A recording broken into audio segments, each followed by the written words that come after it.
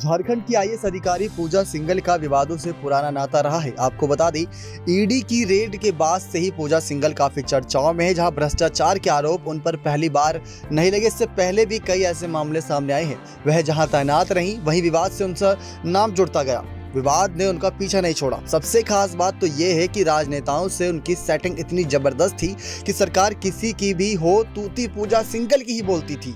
दरअसल दोस्तों, पूजा सिंघल की कहानी अर्श से फर्श तक पहुंचने की है। महज 21 साल की उम्र में अपने पहले ही अटेम्प्ट में यूपीएससी की परीक्षा पास करने वाली पूजा का नाम लिम्का बुक ऑफ रिकॉर्ड्स में दर्ज है।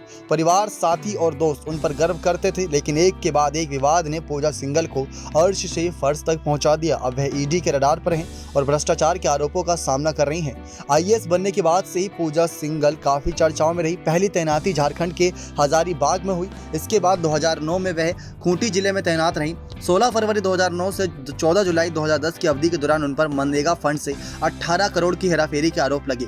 वहीं भ्रष्टाचार के आरोप में गिरफ्तार हुए जूनियर इंजीनियर राम विनोद सिन्हा का संरक्षण प्रदान करने का आरोप भी सिंघल पर रहा। चतरा में डिप्टी कमिश्नर रहते हुए 6 करोड़ रुपए के मनरेगा फंड में हेराफेरी में उनका नाम सामने आया था। लेकिन दोस्तों, पूजा सिंघल के सभी राजनीतिक पार्टियों और स्थानीय नेताओं से काफी क्लोज यानी कि अच्छे संबंध रहे थे। उन पर नेताओं की मेहरबानी भी थी। काफी विवादित नाम था। सरकार किसी की भी रही हो, पूजा सिंघल हमेशा उच्च पदों पर तैनात रहीं। फिर चाहे भारतीय जनता पार्टी के अर्जुन मुंडा के नेतृत्व वाली सरकार हो या रघुबर दास वाली। पूर्व सीएम रघुबर दास की सरकार में वह कृषि विभाग की सचिव थी। वहीं हेमंत सोरेन सरकार में भी उन्हें खदान उद्योग, जेएसएमजीसी अध्यक्ष जैसे विभागों की जिम्मेदारी मिली। लेकिन अब ईडी से का क्या मामला चल रहा है, आपको बता दें।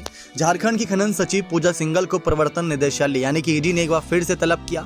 उन्हें मनरेगा फंड के कथित गबन और अन्य आरोपों से जुड़ी मनी लॉन्ड्रिंग जांच के सिलसिले में रांची में पूछताछ के लिए तलब किया था। कल सिंघल से करीब 9 घंटे तक पूछताछ चली थी। मंगलवार के दिन पूछताछ में कई सवालों के जवाब वो सही ढंग से नहीं दे पाई, जिसकी वजह से लगातार पूछताछ का सिलसिला जारी है। देखते हैं इस मामले का निष्कर्ष क्या निकलता है। क्या पूजा सिंघल गिरफ्तार होंगी या बच जाएंगी? आगे मामले की जानकारी के साथ बने रहें चैनल के साथ। ये जो जानकारी थी मीडिया रिपोर्ट्स के अनुसार थी नेक्स्ट 9 लाइव।